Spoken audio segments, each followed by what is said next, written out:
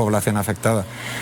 Jaime Fernández Cuesta, gracias por estar con nosotros. Le agradezco Ahora mucho. vamos a recibir la versión también del gobierno, que Claro es lo que sí. está evaluando y cómo están las investigaciones. Muy gentil. Le agradezco mucho la oportunidad. Y vamos a de tener que hacer en vivo el cambio, porque ya está la presidenta del Consejo de Ministros con nosotros, así que le agradezco, lo invito Muchas gracias. a hacer el cambio y nosotros vamos a continuar evidentemente con un tema de esta naturaleza, porque no solamente se trata de una reacción y una crítica respecto a este impacto ambiental que aparentemente en lo histórico reciente no tiene precedentes. No sabemos si en retrospectiva puede haber un caso similar.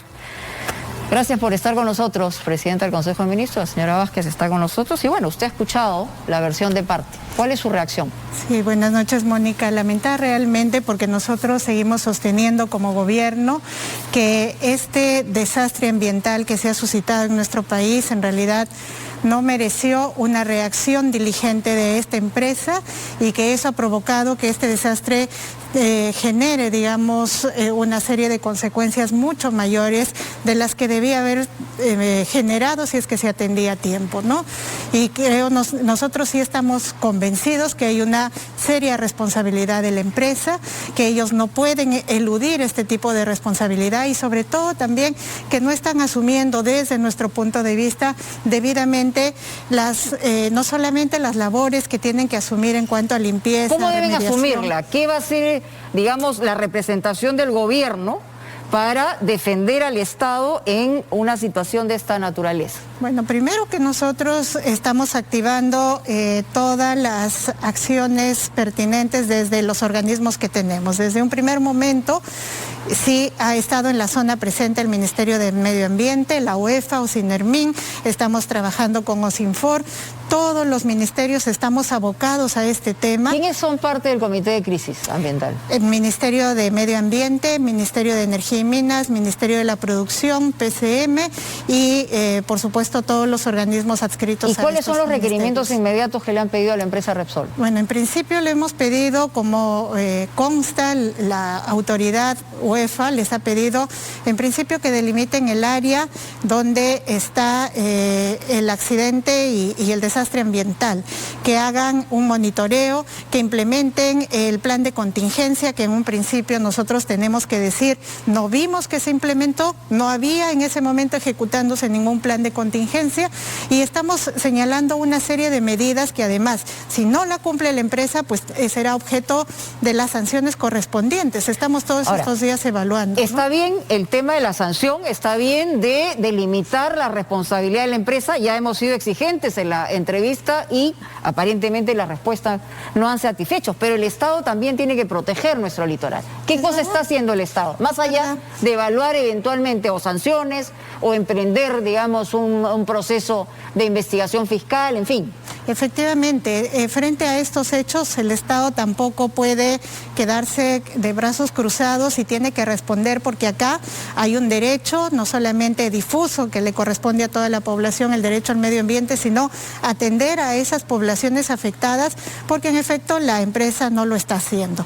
Y nosotros ahí estamos desplegando una serie de acciones. No está haciendo, no está respondiendo. Por lo menos nosotros con los reportes que tenemos, la gente directamente afectada, los pescadores, por ejemplo, se están acercando al gobierno a pedirnos ayuda porque realmente no sienten que haya una respuesta de la empresa. A ver, y nosotros ahora hemos asumido, aunque no nos tocaría, Mónica, porque, por ejemplo, el tema de la limpieza... Bueno, al Estado le toca proteger al por supuesto, país, ¿no? Pero por ejemplo el tema de la limpieza, la remediación, aunque nosotros no somos los directamente obligados, tenemos que colaborar con eso. ¿Y cómo están colaborando y qué cosa está haciendo Repsol en eso también? Desde el primer día nosotros hemos estado por intermedio del Ministerio de Medio Ambiente buscando una serie de aparatos, por ejemplo, que nos sirvan para la limpieza. Nosotros trajimos 2 skinners con los que se empezó a limpiar parte de este petróleo. ¿Y cuántos ha puesto Luego, la empresa, Repsol? La empresa hoy ha reportado que está trayendo 5 más, pero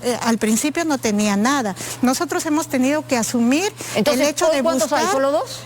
Ahora la empresa nos está diciendo en un comunicado que ha puesto 5 más. Vamos a ver. Habría 7, según... Habría 7, según lo que tenemos ahora, pero eso lo asumimos primero nosotros, Mónica. Luego hemos tenido que buscar incluso desplegar tropas del ejército, de los batallones de ingeniería, para que ayuden a limpiar, porque no había suficiente personal.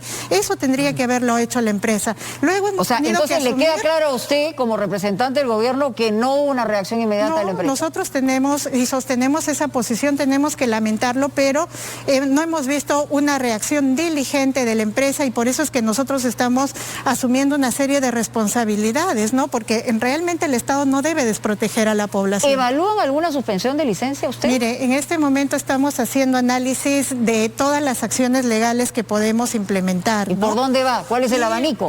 A ver, tenemos a los procuradores trabajando, identificando cuáles han sido el grado de responsabilidades. Por lo menos tenemos identificadas 3 cosas objetivas. La primera es que la empresa, cuando reporta este daño, el primer reporte que da es con datos totalmente inexactos. Nos dice que se habían derramado 0.6 de barriles de petróleo, cuando después eran 6.000 barriles. Hoy acaba de admitir que fue... Así es, son 6.000, o sea, de 0.6 a 6.000 hay una tremenda diferencia que nos evidencia que estaban sus datos o errados o eran falsos. Y luego nos dijo que solamente... No, pero ya está diciendo alguna cosa grave. Si eran falsos, digamos, aquí hay dolo. Así es, habría que determinar eso. Más allá, no me hable solo como política, sino como presidente del Consejo de Ministros. Y yo le estoy hablando como tal, le estoy diciendo lo que objetivamente Por eso le pregunto y quiero puntualizar. Y objetivamente lo que tenemos es esa información que tiene datos inexactos y que además decía que solamente se había afectado 2.5 metros de mar, cuando al siguiente día lo que teníamos son kilómetros, sobre los 700 kilómetros tenemos de afectación. Entonces, esa es una identificación objetiva de algo que la empresa hizo mal. Lo segundo que ha hecho mal, Mónica, es que nosotros hemos verificado y las autoridades pueden documentar eso, que no es verdad que desde el primer momento estuvieron ahí. Estábamos en el segundo, tercer día y el plan de contingencia no se había desplegado. No se había desplegado. Ese es otro hecho objetivo que está documentado. Y el tercer hecho objetivo es que en este momento tenemos a miles de pescadores y gente afectada y en su plan de contingencia y una obligación de la empresa es también contemplar cómo se da ayuda inmediata humanitaria y se atiende estas afectaciones que tampoco los especialistas del Ministerio del Ambiente y del gobierno podrían coincidir que la ruptura, digamos, de este empalme de la boya que generó el derrame, según lo que ha señalado en versión de parte el representante de Repsol, ¿tiene que ver con oleaje anómalo o no? Mira, hasta el momento tenemos nosotros ya documentadas algunas versiones de las autoridades marítimas, ¿no? DICAPI dice que en ese momento no había oleaje anómalo, pero en todo caso eso se va a investigar. Pero una cosa, Mónica, que quiero dejar en claro y que le tiene que quedar en claro a la empresa es que aquí en el Perú nosotros nos regimos por algo que se llama responsabilidad objetiva. ¿Y qué significa eso? Que alguien que realiza una labor riesgosa como el transportar y descargar combustible, ¿no? Hidrocarburo, que es una actividad peligrosa, no importa los sucesos que se presenten, pero él es responsable por cualquier hecho dañoso que se pueda suscitar. ¿Van a pedir indemnizaciones? Caso, por supuesto, porque mira, Mónica, estas ¿de cosas... cuánta gente estamos hablando, digamos, además del impacto ecológico? Mira, aquí todavía nos toca hacer una valoración del daño que todavía hasta este momento no podemos calcular. ¿Por qué? Porque todavía se sigue expandiendo el hidrocarburo a lo largo de las playas, ¿no? Hay que identificar hasta dónde llega, hay que identificar cuánta gente vivía de la labor de la pesca en estos lugares, hay que identificar el daño incluso turístico que se produce, hay que identificar el daño específicamente ecológico, lo que tú planteabas hace un rato. rato, no es verdad que el hidrocarburo flota y que abajo no pasa nada. Eso es falso y por eso nosotros estamos trayendo expertos internacionales que nos ayuden a valorar el daño. Mañana vienen los representantes de Naciones Unidas. Sí, y esa es una gestión que nosotros hicimos el primer día porque nos parecía que sí, efectivamente, estamos acá, un Estado que a lo mejor no ha tenido la experiencia de asumir un desastre de esta magnitud. Nos tenemos que ayudar de gente que sí ha visto cómo se desarrolla este tipo de desastres y las consecuencias que tiene. Cancelar la licencia sería un hecho extremo. Eso es lo que están pidiendo representantes Juntos por el Perú. Bueno. Miren, hay que identificar toda la parte legal. Nosotros ahora hemos convocado a un equipo legal que revise todos esos temas. Tenemos que no se ser descarta. Muy escrupulosos. Yo no descarto nada. Creo que en este momento nos toca revisar todos los aspectos legales y qué podríamos Ahora, hacer. yendo al tema político, usted anunció junto al presidente justamente en el lugar del desastre. Algunos llamaron de alguna manera oportunismo político también la circunstancia, pero gente que antes ha sido su antecesor, el señor Guido Bellido, la llamó señora canasta, porque lo que estaban ofreciendo era canasta. Entonces, más allá de que le pueda incomodar una situación de este tipo, tiene un impacto político, ¿no? ¿Cómo responde ante eso? A ver, primero decir que frente a estos desastres ambientales tenemos que tener en cuenta que hay medidas urgentes y humanitarias que se tienen que asumir. Y eso, por ejemplo, se da en todos los desastres cuando se tiene que asumir que la gente tiene que tener agua, comida, porque eso es lo inmediato que hay que cubrir. Y eso no forma parte de la reparación. Y yo lo vuelvo a decir porque creo que se ha tergiversado y la gente decía, ¿quieren engañarle con una canasta? No. Hay una cosa que se llama ayuda humanitaria y otra cosa que se llama indemnización por el daño ambiental. Ajá. Los daños ambientales de esta magnitud es imposible que podamos admitir que se puedan compararlo con alguno así. que haya ocurrido en nuestro país o no? Choropampa. Yo he vivido Choropampa. Porque nosotros en Cajamarca vimos cómo una empresa derramó mercurio sí. Y la gente, y fíjate, esa es una gran experiencia para tener lecciones claras.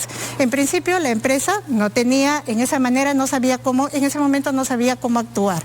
Le ofreció a la gente dinero para que manipulara, para que les ayudara a recoger y la gente no sabía. Voluntarios se han volcado y tampoco no eran especialistas, ¿no? Y por eso nosotros hicimos un llamado, Mónica, a que la gente no se exponga y seguimos haciendo un llamado porque son materiales peligrosos y puede suceder lo que sucedió en Choropampa.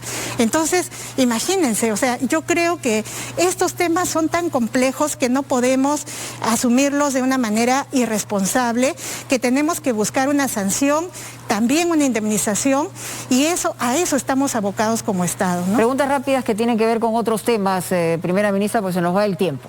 En el Congreso, se ha aprobado el límite a los temas de referéndum. Y ustedes han señalado que se van a ir al Tribunal Constitucional. Sí. Aparentemente, el Tribunal Constitucional no tendría los votos necesarios, porque tendría que tener 5, para admitir una demanda constitucional de esta naturaleza y darle, la visión que ustedes tienen.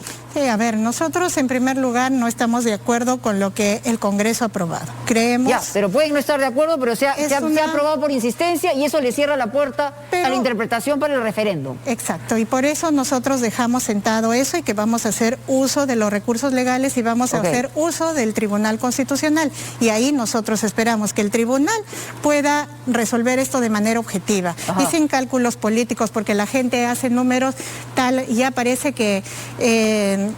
cada uno supiera cuál es la tendencia de cada magistrado. Creo que tenemos que esperar un tribunal que pueda resolver de manera objetiva en un asunto tan delicado como este. Lo que hacen es hacer explícita la limitación del artículo 206 de la Constitución, sí. ¿no? Y ustedes señalan que eso es inconstitucional. Sí, porque nosotros creemos que limita de alguna manera la participación ciudadana y que es un tema muy controvertido, porque creo que la ciudadanía no tendría por qué ver limitado un derecho tan fundamental como el del referéndum, ¿no? No, pero es una interpretación de parte, digamos. Sí, han tenido 77 votos, ¿no? No han sido solamente, los 3 representantes de la de la derecha, como podrían señalar. La cantidad de votos no garantiza que se haya hecho un debate totalmente objetivo. Digamos, pero dentro del Congreso es como se definen las cosas, ¿no? Y usted ha sido presidente del Congreso. Y por eso lo digo, lamentablemente a veces prima la cantidad de votos y no la reflexión, creo que deberíamos Ahora, tener. para la presidenta de la Comisión de Constitución, que también puede ser una versión de parte, lo que dice es que esta situación le da estabilidad,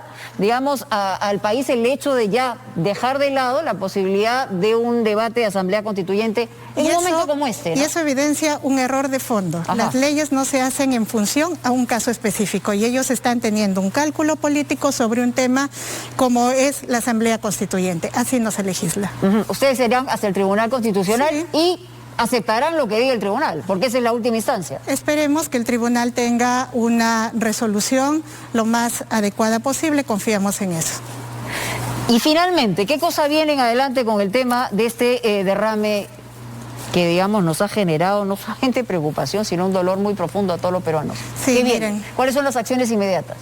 Lo inmediato y en lo que nosotros estamos abocados en este momento es en el tema de la limpieza y la remediación de este daño ambiental. Segundo... Bueno, remediación es una palabra muy grande, porque la remediación digamos... Es que eso es lo que toca, Mónica, no No, solamente yo no digo que no toca toque, lo que digo limpiar. es que es un plazo muy grande. Sí, pero ese es un primer gran objetivo. Ajá. El mirar cómo se limpia y cómo se remedia este daño ecológico que seguro va a tener una consecuencia muy grave no solamente para el país, en general para el planeta, ¿no? Este tipo de daños genera un impacto sobre todo el planeta. Uno, hay que apuntar a eso. Dos, a una cosa no menos urgente en este momento, atender a las poblaciones y a quienes han sido directamente afectados. Creo que ese es otro objetivo. Tres, buscar sanción ejemplar y buscar las indemnizaciones que corresponden, porque en nuestro país históricamente hemos tenido desastres ambientales. Choropampa, los derrames de petróleo que han habido repetidamente en la selva. Hemos tenido una serie de desastres ambientales y nunca vino una sanción ejemplar.